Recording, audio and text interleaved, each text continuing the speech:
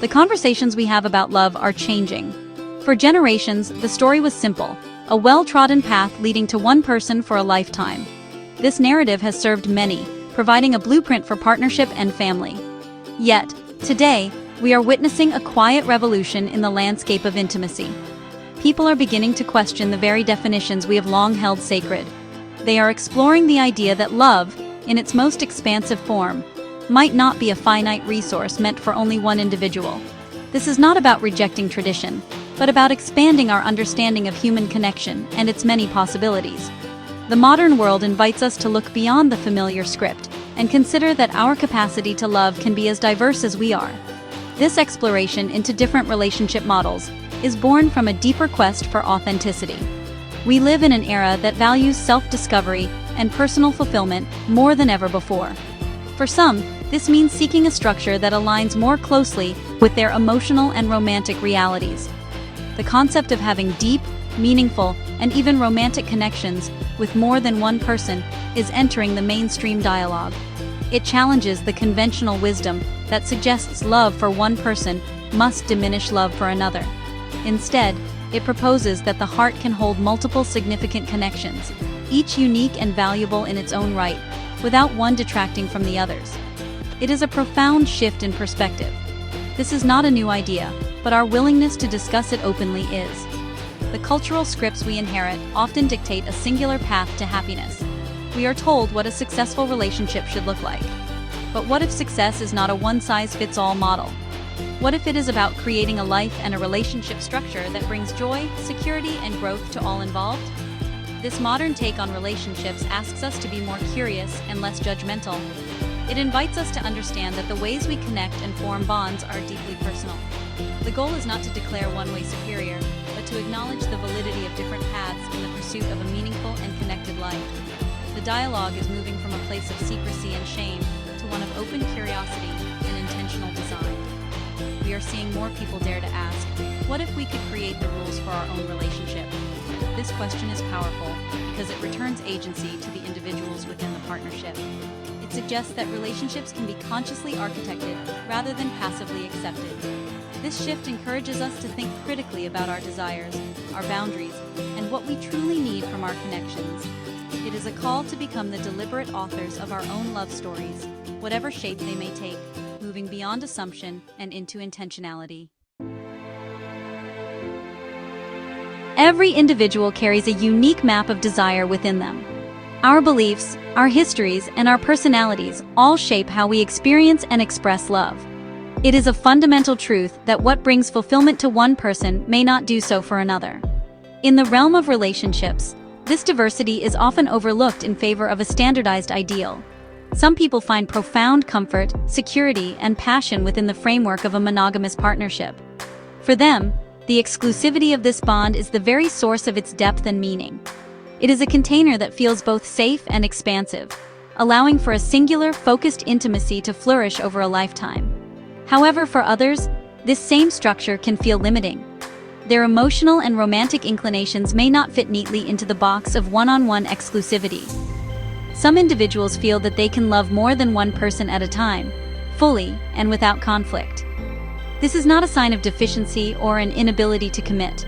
Rather, it is a different orientation of the heart. For them, love is not a zero-sum game. A new connection does not subtract from an existing one, but adds a new dimension to their emotional world. Recognizing this diversity is the first step toward a more inclusive and compassionate understanding of human connection in all its forms. These differences in desire are not a matter of right or wrong. They are simply a reflection of human variation. Just as we accept that people have different career ambitions, hobbies, or spiritual beliefs, we can also accept that they have different relational needs. The desire for a monogamous bond is as valid as the desire for an ethically non-monogamous one. The challenge lies in our cultural habit of ranking these desires, placing one on a pedestal and stigmatizing the other. A healthier approach is to recognize the legitimacy of this spectrum and create space for people to honestly explore where they fall on it without fear of judgment. Ultimately, honoring this spectrum means we must stop projecting our own desires onto others. It requires us to listen more than we prescribe. When someone expresses a relational need that differs from our own, the most respectful response is curiosity, not condemnation. We can ask questions to understand their perspective better. What does this structure mean to you? How does it fulfill you? By doing so, we move away from a rigid, monolithic view of love and toward one that is more fluid, accommodating, and true to the rich complexity of human experience. It is an acknowledgement that there are many ways to build a life rich with love. Venturing into any relationship structure, especially one that deviates from the traditional script, demands an extraordinary commitment to honesty. The greatest challenges in any partnership, monogamous or not, often arise from unspoken expectations and hidden truths. In relationships involving more than two people, this need for transparency is amplified tenfold. Honesty cannot just be a policy, it must become a practice. This means communicating feelings, insecurities, and desires with radical candor, even when it feels uncomfortable or vulnerable. It is about creating a space where every person feels safe enough to share their complete truth without fear of immediate retribution or dismissal. This level of open communication is the bedrock upon which trust is built. In non-monogamous dynamics, jealousy and insecurity are not absent. They are simply addressed differently. Instead of being seen as threats to the relationship, these feelings are treated as signals, important information that needs to be heard and understood. The work is to lean into the discomfort, to ask, what is this jealousy telling me?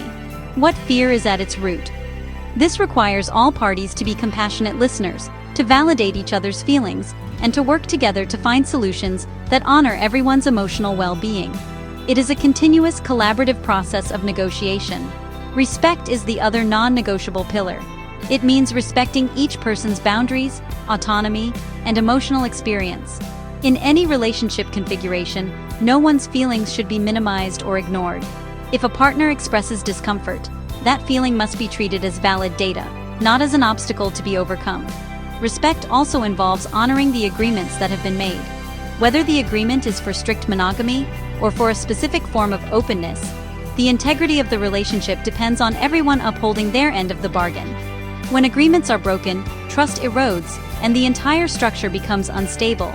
The challenges are real and should not be underestimated. Managing the logistics of time, energy, and emotional resources requires immense skill and intentionality. It is far from an anything-goes situation. In fact, ethically non-monogamous relationships often require more rules and clearer boundaries than traditional ones.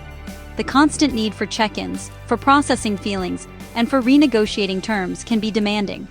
It is a path that requires a high degree of self-awareness, emotional intelligence, and a genuine desire to see all partners thrive. It is not an easier path, but for some, it is a more authentic one.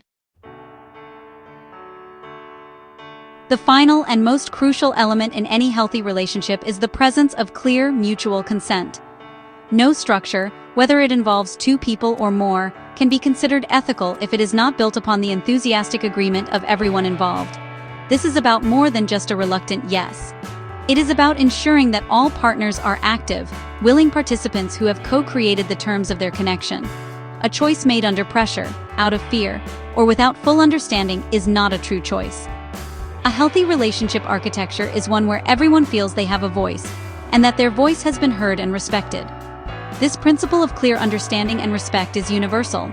It applies with equal force to a couple choosing lifelong monogamy as it does to a group of people navigating a polyamorous dynamic. In both cases, success depends on a shared vision. What are our goals? What are our boundaries?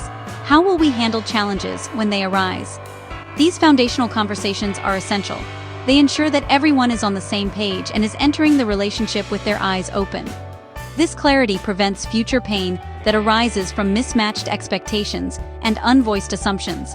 It is the blueprint that guides the construction of the relationship. Ultimately, the decision of how to love and build a life is deeply personal. There is no universal committee that can decree which relationship style is superior. The only judges of a relationship's success are the people inside it. What matters is not whether a relationship conforms to an external standard, but whether it fosters happiness, growth, and security for those who have chosen it. As long as the arrangement is founded on honesty, compassion, and the clear consent of all parties, it holds its own legitimacy. The moral imperative is not to conform, but to ensure that our choices do not cause unintentional harm to those we claim to care for. As we move forward, The most progressive stance we can take is one of respectful curiosity.